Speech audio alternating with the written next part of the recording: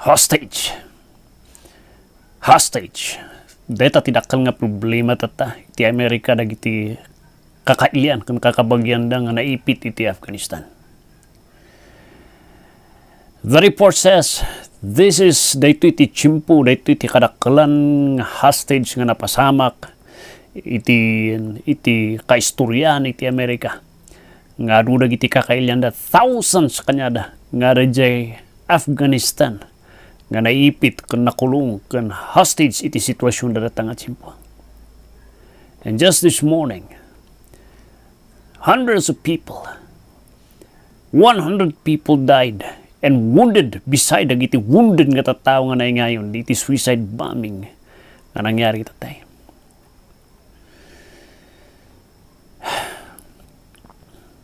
Could you just imagine dagiti sitwasyon dagiti tattao nga di airport nga diay? And could you just imagine dagiti soldado nga thinking nga mabaling nga daytan iti last nga duty da in protecting dagiti kakailian da? The leaders, there's something wrong iti leaders. Madama nga batbatingtingan da iti lapayag ni bidan no nya ting kasta na. Dagiti adu nga palpak nga desisyon nga nararami na tidak palabas. And we are praying the Lord will spare. The Lord will spare dagiti tattao nga dagiti ingganat deadline nga nagtutungtungan da kadagiti Taliban. Ni adu pa lang dagiti tattao. Adu pa lang dagiti tattao nga hapay lang nga naipanaw di airport. And considering iti nabatbating aldaw iti deadline nga 31 iti August. Kuna iti Taliban nga noon nyo may wari suda agsagana kayo iti consequence. In this situation, I am reminded iti spiritual nga aspeto tayo iti sangwanan iti Apo. Haan nga naiadayo da iti nga sitwasyon tayo iti sangwanan iti Diyos. As a matter of truth, iti 2 Timothy chapter 2, verse 24, 25, ingana 26, makita tayo nga dayta ti estado tayo idi kan uray dagiti pamilya, kan anak, kan kakaanakan, iti estado dati spiritual nga sada ti sangwanan iti Diyos. Nga adu kanyada nga hostage iti demonyo.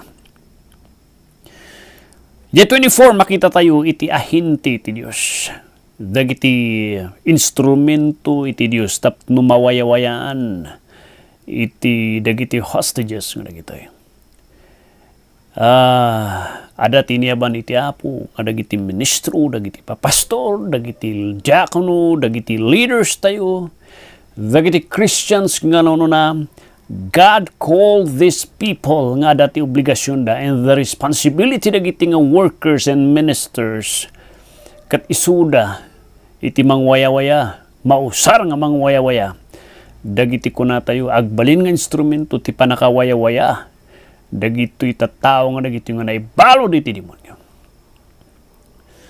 It is just so sad nga nagano dagiti ministro nga handa nga raramidan dati nga obligasyon da. It is just so sad nga sabali iti motibo kon intensyon kon focus tatanga panawon dagiti ministro. Ministers are already forgetting their number one mission nga trabaho nga ito niya po, and that is to rescue the lost. And numalpas, mabuild da iti pamati da numalpas da nga ma-rescue.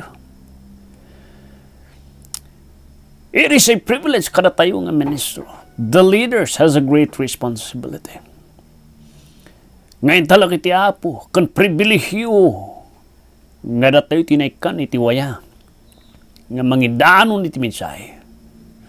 Nga nalawag iti mensahe nga magidanon dagiti tattao. Nga iso ti mangwaya-waya kanyada iti panakaibalo iti demonyo, panagbaling nga hostage iti demonyo.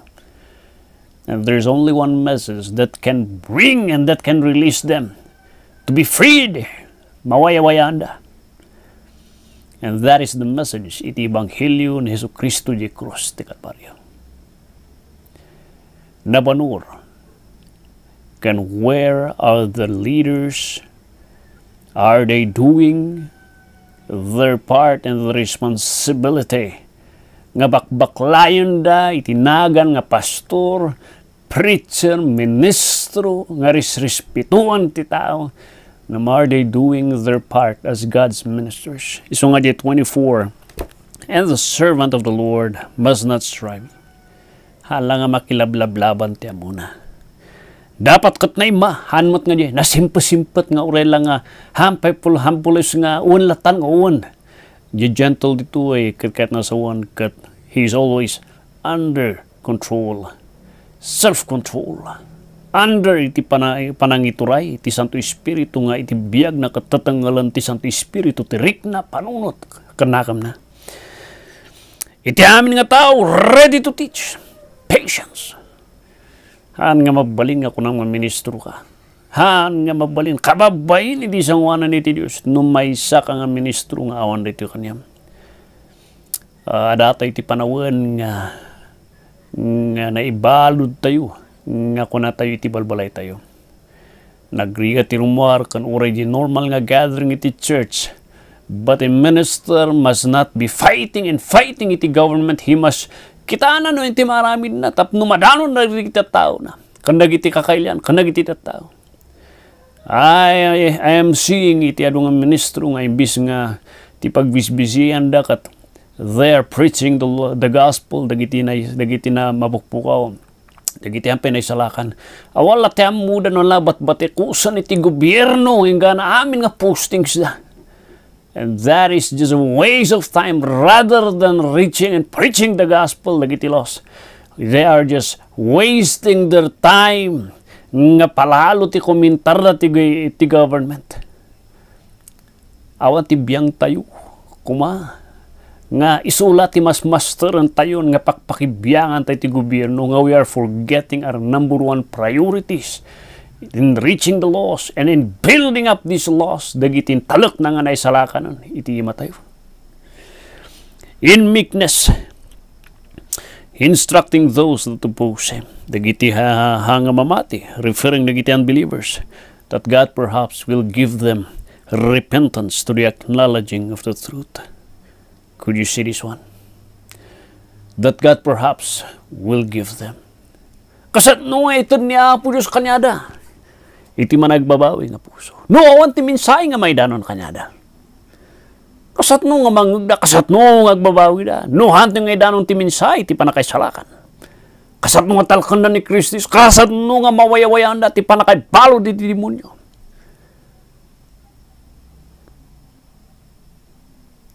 Kasat no nga maloktan ti puso kong panunod da. If we are just waiting for months and months, nga normal ti amamin. Panunod tayo, nga usaran tayo ti initiative tayo to do what we can to reach out these people, to send videos that will reach them, that will free them, iti panaka-hostage iti demonyo.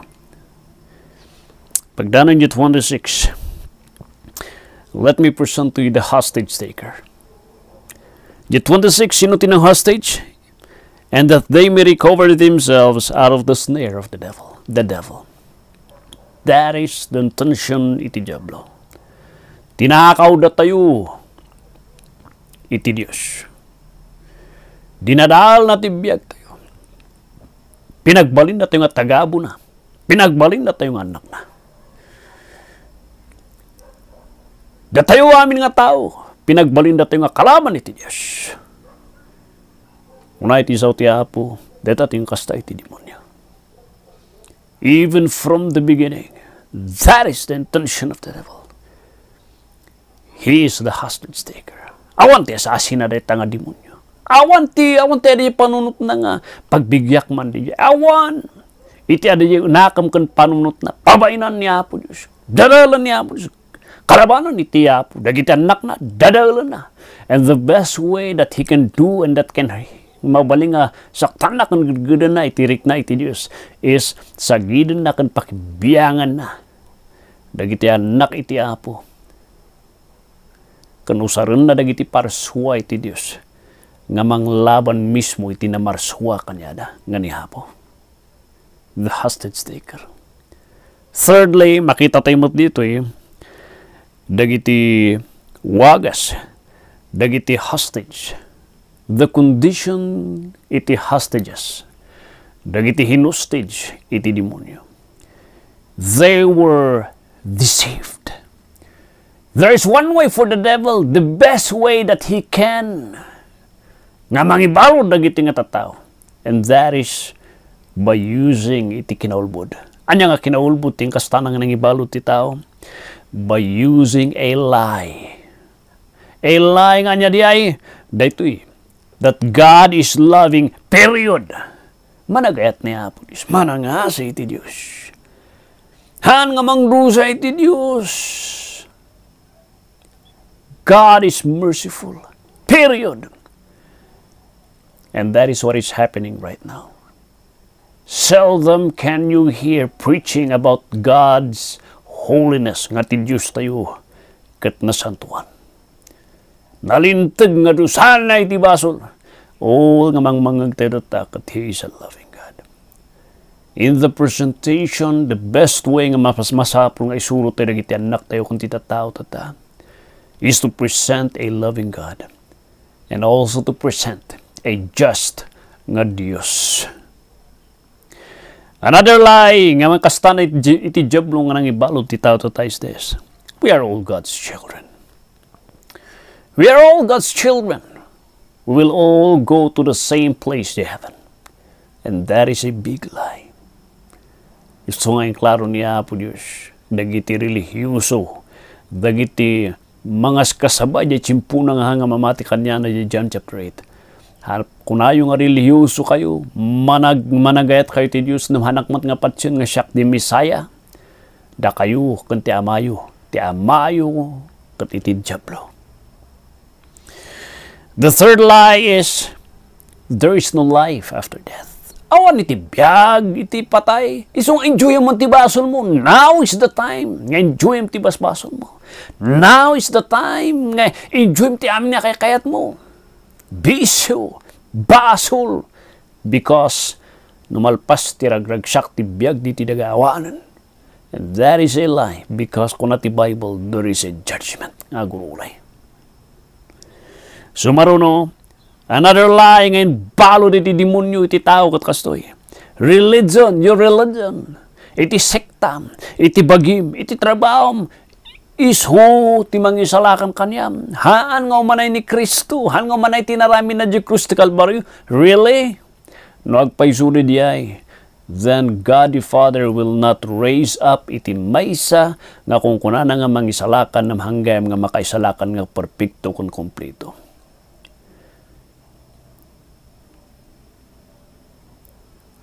And here is a lie.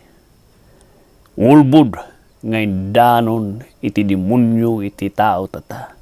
Ti sekta, iti reliyon, iti banag nga raramidam. Isu ti mangisalakan kanyam. Sumaruno, adu pa iti panawin. Adu pa iti tsimpum, hangat tata.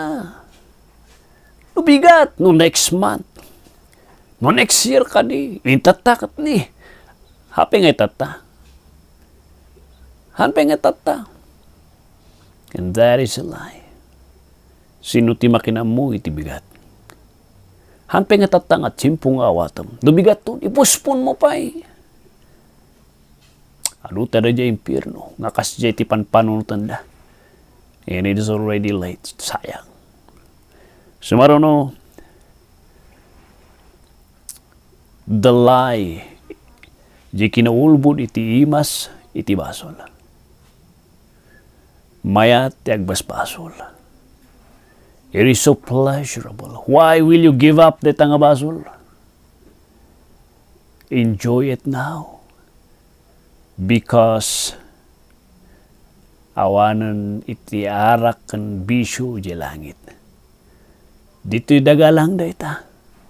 Enjoy it now while you're still alive. Oh, my friends. You are in a big trouble. There is a deadline nga gurure kanya. The deadline kat di life ngayon sagana ni Apo kat ada tinagpatinggan ti biyag mo. And kung natisaw ti Apo, amin nga taong hanga nagbabawi ti basol na. Hana nga tinalak ni Jesu Cristo di krus ti Kalbaryo. Hanang inakseptar ni Kristo Jesus ti biag na. That deadline will come and it will be too late. Could you just dare looking at your children? Mayat pa lang ka diti tuturuga makitkitaan magita anak mo nga naibalod na gayam iti demonyo. Could you just dare nga ikikanda ka iti sweldo nga ministro ti Apo? Nagmayat iti sweldo ti church na mahamong araramidan iti part mo? Can your conscience take that? And can your conscience take it? Nga naisalakan ka. You know nga ni Kristo ti mangisalakan. And I want to raramidam in reaching up, in reaching out, in pulling them up. Nga agbaling kamot nga ahinti, agbaling nga instrumento, iti panakawaya-waya. Dagiti kakaduam, kan kakabagyam, kan pamilyam. Kapsat. Look at Afghanistan. Grabe ti sitwasyon na tatay. Nga mas grabe ti sitwasyon. Dagiti anak kan pamilyam. Gapusta gururay da timpiano. Kantinang hostage kanyada. Katiti jablo kan dagiti demonyo na. A deadline will come. A deadline will come. And the worst nga pagbutbutangan tayo, nga mas grabe, nga dusa, kat mapadasan dagitoy, nga tatao nga sidag kada tayo. And we never have done anything, considering, nga datayo iti ima kuma, kan instrumento iti Diyos, to rescue, dagitoy tatao, nga dagitoy, nga mawaya-wayaan da iti kinaulbod iti diablo. Babaan ti Ebanghelyo nga mensahe ni Kristo. Agpanunot tayo kapsat. Agpanunot tayo kapsat.